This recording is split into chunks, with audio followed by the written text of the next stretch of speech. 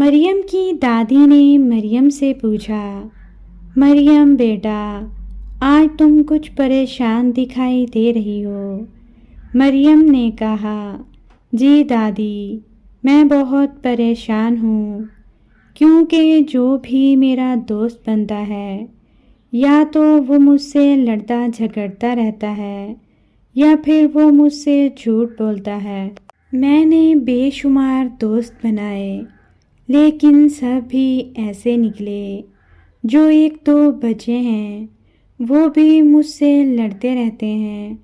مریم نے اپنی پریشانی جب دادی جان کو بتائی تو وہ ہنس دیں اور بولیں، بیٹا، یہ دنیاوی دوستیاں ایسی ہی ہوتی ہیں۔ انسان کب انسان کا دوست رہا ہے، بلکہ وقت آنے پر تو دوست بھی دشمن بن جاتا ہے۔ مریم بولی، پھر دادی جان میں کیا کروں؟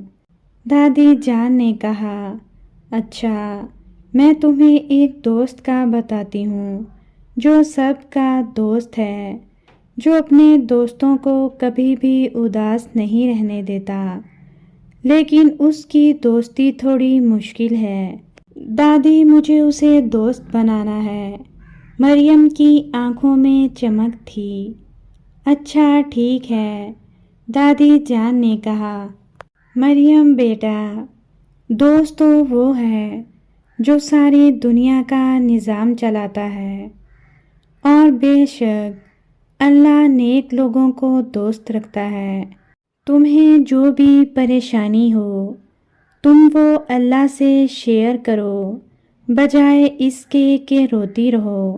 کچھ دنوں کے بعد مریم دوبارہ اپنی دادی کے پاس آئی اور ان سے کہنے لگی، دادی جان، آپ کا بہت شکریہ، میں اب بہت خوش رہنے لگی ہوں، کیونکہ میرا دوست سب سے اچھا دوست ہے۔ میں اپنے دوست کی وہ تمام باتیں مانتی ہوں جو آپ نے مجھے بتائی تھیں، کہ جھوٹ نہ بولنا، چوری نہ کرنا، گالی نہ دینا اور کسی کا برا نہ چاہنا۔